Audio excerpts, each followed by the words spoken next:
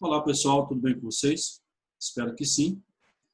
Aqui para a gente dar continuidade ao nosso conteúdo, hoje eu vou falar sobre a população do continente americano. Tá bem? Então vamos aí estar identificando quais as principais características dessa população, em que área do território é que essa população ela está concentrada ou se essa população ela está bem distribuída em todo o território. Se existem alguns fatores naturais ou até mesmo fatores antrópicos que influencia e até mesmo influenciou na localização dessa população, também então eu espero que ao longo dessa videoaula eu esteja explicando isso para vocês. Tá bem? Vou compartilhar aqui o material com vocês. Só um minutinho.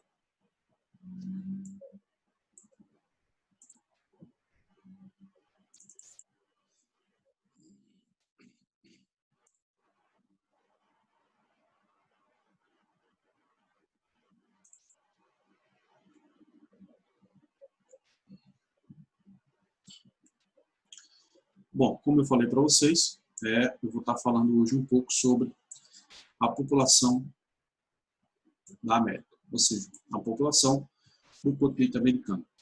Quando nós começamos a estudar esse conteúdo, nós vimos que falamos ali primeiro sobre a regionalização, vimos que podemos regionalizar, por exemplo, em América anglo-saxônica e América Latina.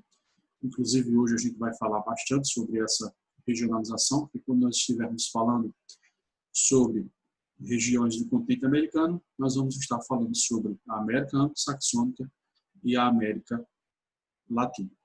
Tá bem? Nós falamos também em aulas anteriores ali sobre as principais características do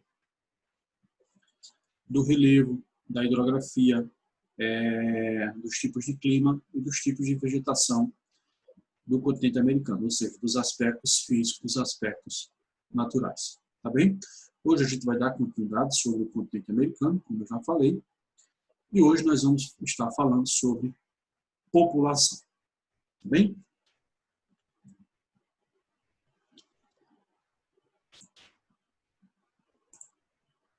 Só um minutinho aqui.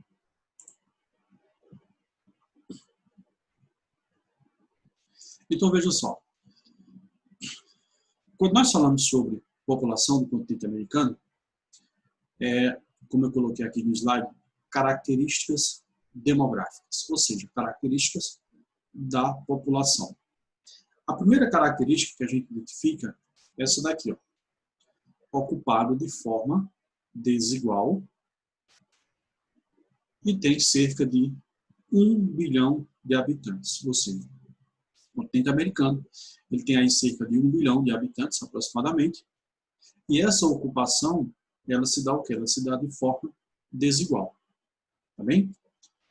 Outra característica é o continente, ele tem uma concentração das cidades nas áreas litorâneas. Nós vamos perceber que essa concentração das áreas litorâneas, tendo em vista que o continente americano ele é banhado tanto pelo Oceano Atlântico quanto pelo Pacífico, mas nós vamos ver que essa concentração ela vai se dar principalmente na faixa leste, que é banhada pelo Oceano Atlântico, tá bem? Nós vamos ver que tem ali alguns fatores naturais, que até mesmo históricos, que influenciou com essa ocupação, tá bem? A outra característica é um padrão de povoamento construído durante a colonização. Ou seja, nós vamos perceber que essa ocupação, que ela se deu pela faixa leste, nós vamos perceber que é justamente nessa faixa leste que essa população hoje ela está o quê? Ela está concentrada. É ali que nós vamos perceber o quê? As maiores metrópoles, por exemplo, tanto na América anglo-saxônica, lá no Canadá e nos Estados Unidos, como aqui na América do Sul. Também nós vamos perceber que as maiores metrópoles elas estão justamente localizadas nessa costa leste. Tá bem? A outra característica que a gente pode destacar é a menor ocupação humana em regiões de altas montanhas e de deserto. Ou seja, a partir dessa informação, já identificamos que os fatores naturais, por exemplo, o relevo e o clima, influenciou diretamente e continua influenciando na ocupação dessa população aqui no continente americano. Por exemplo, como o texto diz, em regiões montanhosas, obviamente que dificulta a ocupação dessa população. Por exemplo, lá na costa oeste dos Estados Unidos, ali com as cadeias rochosas, montanhas rochosas. Aqui na América do Sul, por exemplo, vai ter a cadeia de montanha, a Cordilheira dos Andes, também na costa oeste. Também. Quando a gente analisa o clima, nós vamos perceber que, por exemplo, a gente vai ter um grande vazio demográfico aqui no Nordeste brasileiro, que a gente vai ter aí como clima semiárido, mas nós vamos ter alguns vazios demográficos também lá na área central da América anglo-saxônica, tá bem? Principalmente ali nos Estados Unidos, onde nós vamos ter ali também climas áridos e climas semiáridos, tá bem? Nós podemos apontar também outro fator, que é a questão da vegetação, ou seja, a presença ali de algumas florestas. Por exemplo, aqui na América do Sul, a gente vai ter o quê? A gente vai ter ali a floresta amazônica, que vai estar dificultando aí a ocupação da população. Também, então, isso foi alguns fatores naturais que influenciou e influencia diretamente na ocupação dessa população aqui no continente americano. Tá bem?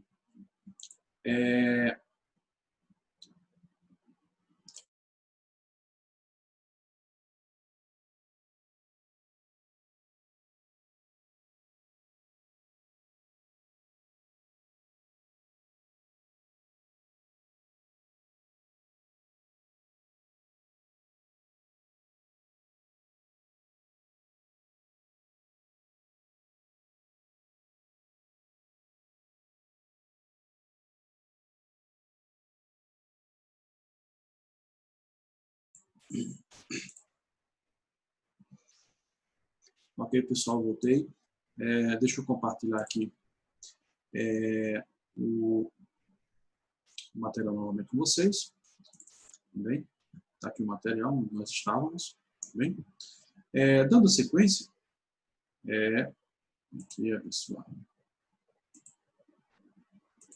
Dando sequência, quando nós falamos, por exemplo, em densidade demográfica, e lembrando que densidade demográfica é a mesma coisa que população relativa, tá bem? Ou seja, vai ser ali a quantidade de população que nós vamos ter por quilômetro quadrado, tá bem? Vocês sabem que para a gente diagnosticar a densidade demográfica é só a gente pegar a população absoluta e dividir pela área territorial.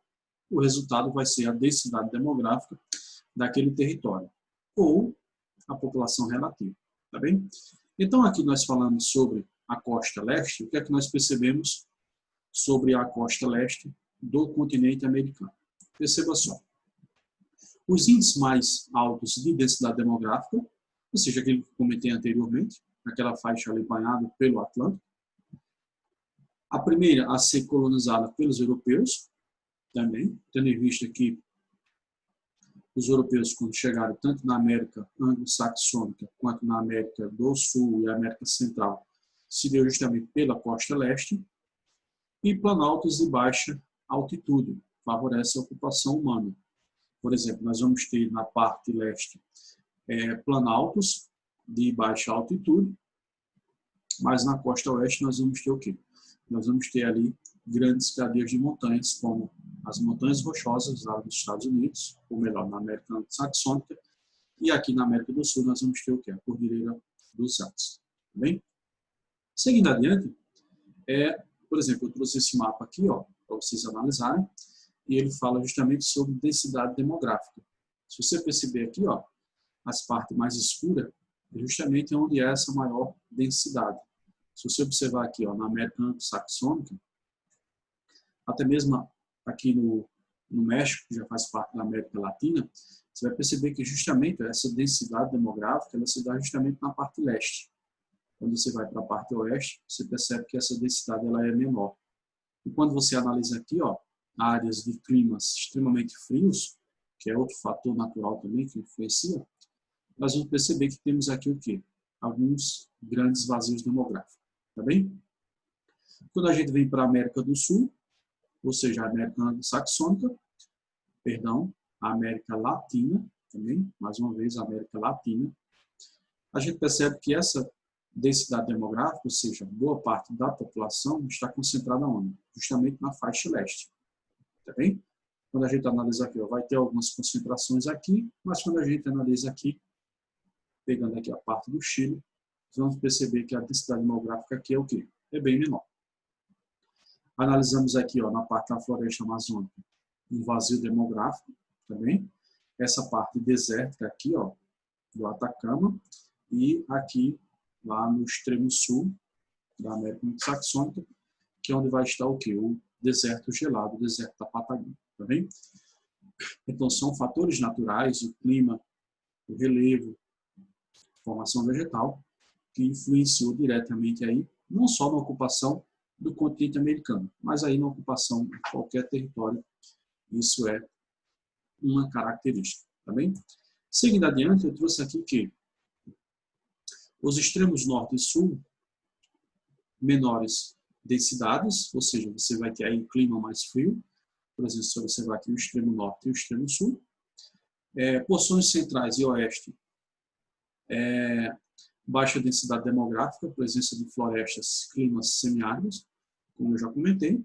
E na costa oeste, o fator limitador para o povoamento é a questão do relevo montanhoso.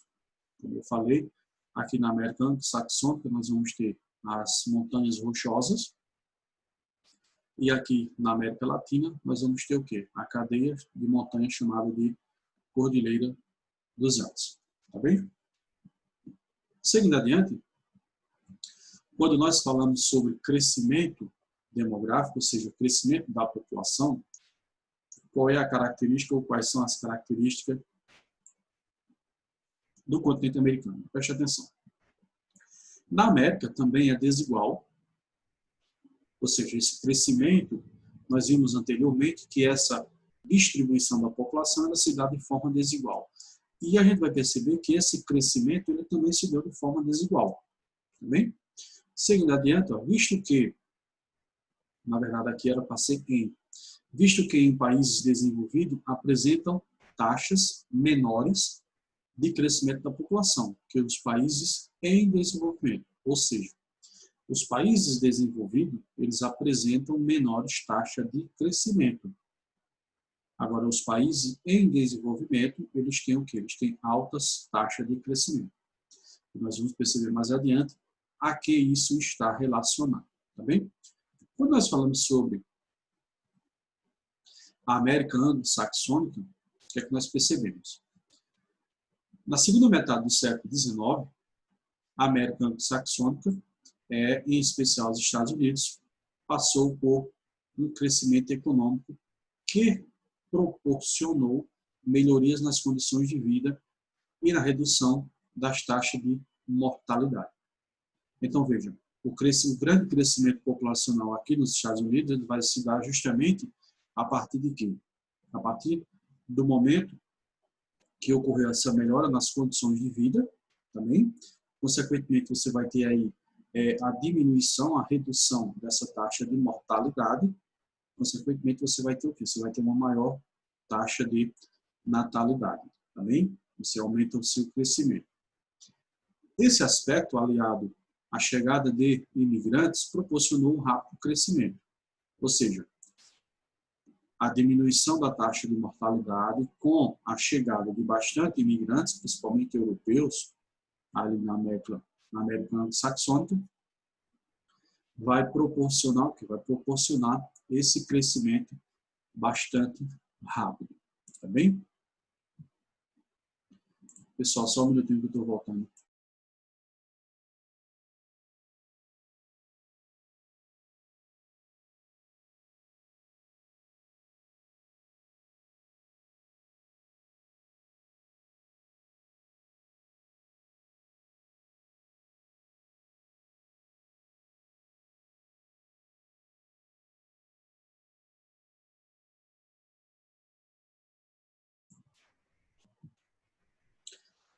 Retornando, deixa eu compartilhar aqui o material com vocês. Nós estávamos. Ok, estávamos dando sequência. Deixa eu colocar aqui. Dando sequência aqui, eu trouxe aqui, a partir de 1950, houve uma redução da taxa de natalidade e um rigoroso controle da imigração. Então, veja, a partir do controle da imigração e uma redução na taxa de natalidade, nós vamos perceber que a partir dos anos de 1950, o que é que ocorreu? Ocorreu uma queda no crescimento natural da América anglo-saxônica. Bem? Seguindo adiante, eu trouxe aqui também. Essa diminuição foi influenciada pela urbanização, também tendo em vista que para você criar filhos aí na área urbana, aumentou o custo, também, tendo em vista que você vai ter aí vários serviços na qual você vai ter que pagar, por exemplo, escola, dentre outros serviços. Continuando aqui, pelo custo da criação dos filhos, pelo ingresso da mulher no mercado de trabalho. Ou seja, em país desenvolvido, esse processo ele aconteceu bem antes. Também? Então, a mulher ela passou a estudar mais, consequentemente, ela passou a se inserir mais no mercado de trabalho, logo, ela está fazendo a opção de quê? Está fazendo a opção de ter poucos filhos. Outro fator que influenciou também foi o quê? Pela disseminação de métodos anticoncepcionais. Tá bem? Ou seja, a partir ali do desenvolvimento de algumas tecnologias, surgiram ali algumas vacinas, surgiram ali alguns remédios que contribuíram com esse processo. Tá bem? E outro fator aqui é a questão do planejamento familiar. Tá bem? Quando nós falamos sobre a América Latina, o que é que ocorre? A partir de 1950, houve o que? Houve uma explosão demográfica. Ou seja, aquele crescimento populacional muito rápido que se deu lá nos Estados Unidos, ali em meados do século XIX, já na passagem ali para o século XX, esse processo ele vai chegar na América Latina após os anos 50. Então, mais uma vez, após os anos 50, nós vamos ter aí essa explosão demográfica, também, devido ao quê? Devido a campanhas de vacinação, melhoria no atendimento médico hospitalar, expansão no tratamento de água e coleta de lixo e esgoto. Ou seja, a partir dos anos 50, aqui na América Latina, o que é que ocorreu? Ocorreu uma melhora nas condições de vida. Aquilo que tinha ocorrido lá nos Estados Unidos há 50 anos atrás. Então, está ocorrendo essa melhoria nas condições de vida aqui na América Latina. Consequentemente, você vai ter aí a redução da taxa de mortalidade e, consequentemente, você vai ter o quê? Você vai ter o aumento do número no crescimento populacional da América Latina. Então, perceba, enquanto a América anglo-saxônica está reduzindo o seu crescimento populacional, a América Latina está o quê? Está aumentando o seu crescimento populacional. Isso aqui no período pós-1950. E nós vamos perceber mais adiante que isso está relacionado a quê? A América anglo-saxônica ela é composta por dois países desenvolvidos, Canadá e Estados Unidos. Nós vamos perceber que os países da América anglo-saxônica, nós não temos nenhum país desenvolvido, e são considerados ali o quê? São considerados países em desenvolvimento. Dentre eles, se destacam alguns, por exemplo, o Brasil, o Chile, a Argentina, tá bem? Mas na maioria ali são países em desenvolvimento que têm baixos índices sociais, tá bem? Seguindo adiante, eu trouxe aqui com relação à desigualdade socioeconômica, nós vamos perceber que quando nós analisamos esses dados, nós percebemos que a América anglo-saxônica ela que vai ter aí os melhores dados. Eu trouxe aqui. Uma das características dos países da América Latina é a existência de graves problemas sociais, fruto da distribuição desigual das riquezas. Bem? A diferença entre o IDH de alguns países latino-americanos revela as desigualdades sociais e econômicas existentes. Por exemplo, quando a gente analisa essa tabelinha. Aqui, ó.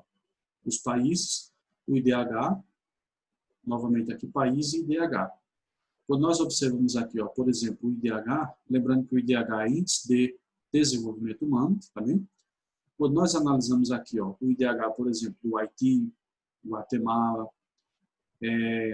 até mesmo aqui da Bolívia, nós percebemos que quando comparado, por exemplo, com o IDH de país desenvolvido, o IDH desse país aqui, no caso, o Haiti e Guatemala, eles são o quê? Eles são bem baixos. Bem? Aqui na América Latina, a gente pode destacar, por exemplo, o Chile aqui, ó, como tendo o melhor IDH, depois vem a Argentina, aí vem o Panamá, Costa Rica, Cuba e depois o Brasil. Isso em 2016, tá bem? Então perceba aqui, ó, países como Panamá, Costa Rica e Cuba têm um melhor índice de desenvolvimento, ou seja, tem um índice melhor do que o nosso país, tá bem? Seguindo adiante, quando nós falamos sobre a América Anglo-Saxônica, ela vai ter um atendimento médico hospitalar de boa qualidade, ou seja, existe uma grande infraestrutura montada para isso, baixas taxas de mortalidade infantil, tá bem? E a gente vai ter o quê? Uma alta expectativa de vida. Isso na América Anglo-Saxônica. Agora, na América Latina, quando a gente observa, o serviço médico hospitalar público é precário e insuficiente para atender a maioria da população, altas taxas de mortalidade, tá bem? Lembrando que isso não é em todos os países, tá bem? São em alguns países ali da América Latina.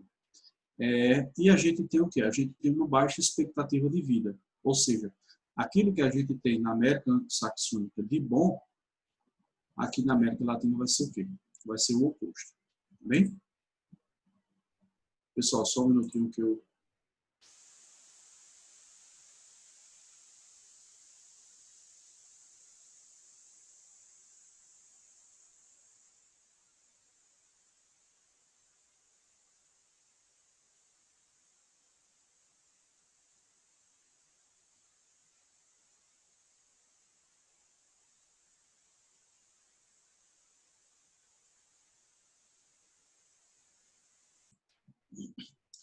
Retornando aqui, deixa eu botar lá para o material. Estávamos aqui. Bom, dando sequência aqui, nós temos aí já algumas características da América Anglo-Saxônica e da América Latina também. Por exemplo, eu trouxe aqui essa tabelinha para a gente dar uma analisada nela. Países selecionados, aqui, ó. Taxa de mortalidade infantil e expectativa de vida. Aqui, ó. América Anglo-Saxônica, América Latina. Aqui, os países, mortalidade infantil, abaixo de 5 anos de idade. E aqui, expectativa de vida. Quando nós analisamos, por exemplo, a mortalidade infantil, ó, do Canadá e dos Estados Unidos, nós percebemos que esse índice é bem baixo. Esse percentual é bem baixo, tá bem? Agora, quando analisamos, por exemplo, aqui, ó, o Haiti, Bolívia, Guatemala, já é o quê? Já é um pouco mais elevado. Até mesmo no Brasil aqui, ó, ele é maior do que, por exemplo, Cuba. Ok? Quando analisamos a expectativa de vida, os Estados Unidos e Canadá também vão ter os melhores índices, também. Quando a gente analisa aqui, por exemplo, o Haiti e a Bolívia, eles vão ter aí os piores índices, tá bem? Seguindo adiante, quando nós falamos sobre estrutura etária, ou seja, estrutura da população, nós temos que identificar, por exemplo, qual é o percentual da população jovem, qual é o percentual da população adulta e qual é o percentual da população mais idosa. Então, preste atenção. Em países desenvolvidos, apresenta taxa de natalidade mais alta. Isso é em países em desenvolvimento. Apresenta taxa de natalidade mais alta e expectativa de vida mais baixa que os países desenvolvidos. Isso nós já vimos. A América Latina, grande participação de crianças e jovens na estrutura etária da população. A América Anglo-Saxônica, maior participação de adultos e idosos. pirâmide etária latino-americana. Por exemplo, nós vamos analisar agora uma pirâmide etária sobre a América Latina. Mas antes eu trouxe aqui, ó, predominam as pirâmides etárias nos países que têm base larga, ou seja, aqui na América Latina, nós vamos perceber que essa pirâmide ela tem base larga, ou seja, tem uma maior quantidade ali de crianças e jovens, indica altas taxas de natalidade e o predomínio de população jovem, apresenta um topo estreito, ou seja, pouco idosos. Significa dizer que a expectativa de vida ela é o quê? Ela é baixa. E indica expectativa de vida baixa, como eu acabei de falar.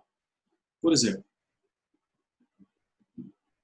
quando a gente analisa aqui essa pirâmide etária, que é um gráfico, que de um lado vai estar homens, do outro vai estar mulher, aqui na base vai estar crianças e jovens, aqui no meio vai estar o quê? Adultos, e aqui no topo vai estar o quê? A população mais idosa. Então perceba aqui, ó, de 0 a 4, de 5 a 9, ou seja, se você perceber aqui até mais ou menos até os 35 anos, você percebe que a população que tem ali entre 0 e 30 anos é uma população bastante significativa. Aonde? Na Guatemala. Quando a gente analisa, por exemplo, os idosos, é um percentual bem pequeno. Quando a gente analisa essa outra pirâmide aqui, ó, ela vai ter características semelhantes, que é o quê? Que é a pirâmide etária da Bolívia. Também percebe que ela vai ter base larga, ou seja, bastante crianças e jovens. Aqui, quando analisamos adultos, vai ter bastante também, mas quando analisamos aqui o topo, ou seja, a população mais idosa, nós temos um percentual pequeno. Isso significa dizer o quê? Se você tem uma base larga, você tem o quê? Um grande crescimento, você tem uma grande taxa de natalidade, ou seja, nascem muitas crianças. Se você tem um topo aqui bastante estreito, você tem o quê? Você tem uma baixa expectativa de vida. Tá bem? Pessoal, só um minutinho que eu estou voltando.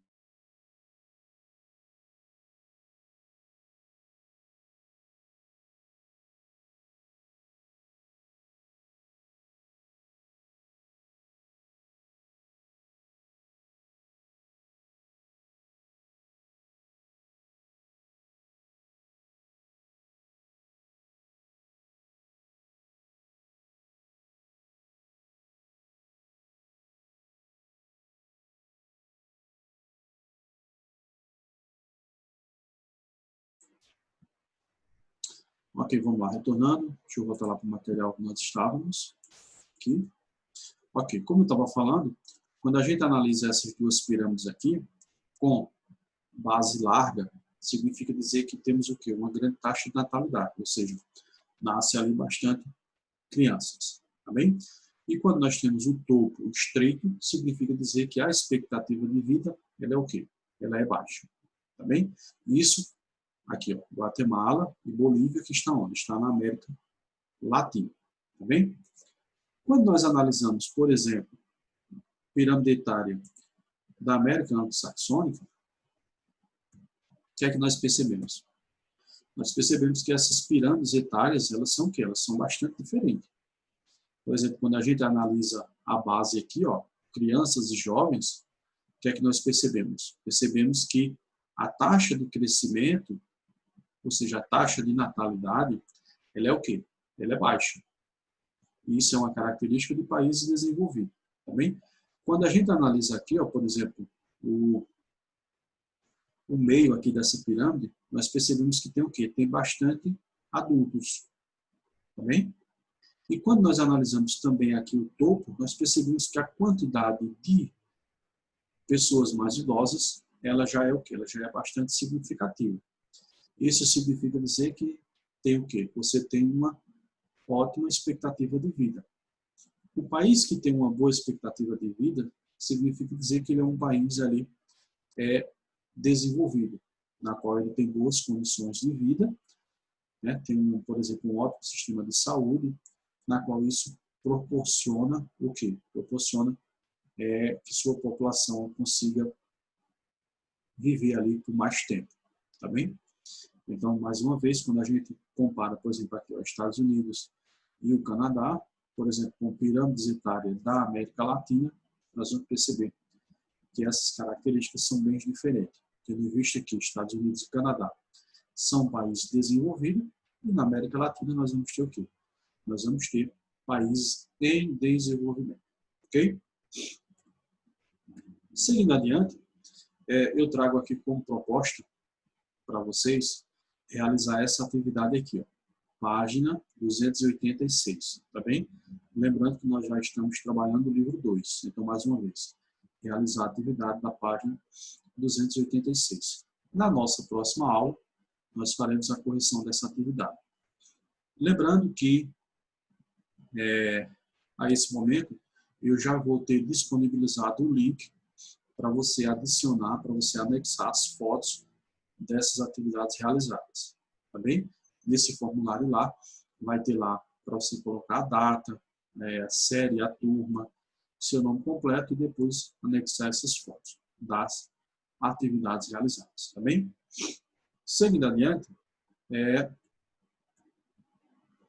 bom, aqui a gente vai chegando ao final dessa videoaula, tá bem? Mais uma vez, realize essa atividade da página 286 e quando for na nossa aula posterior, estaremos fazendo aí a correção dessa atividade. Tá bem, gente? Então, tchau, um abraço virtual para todos.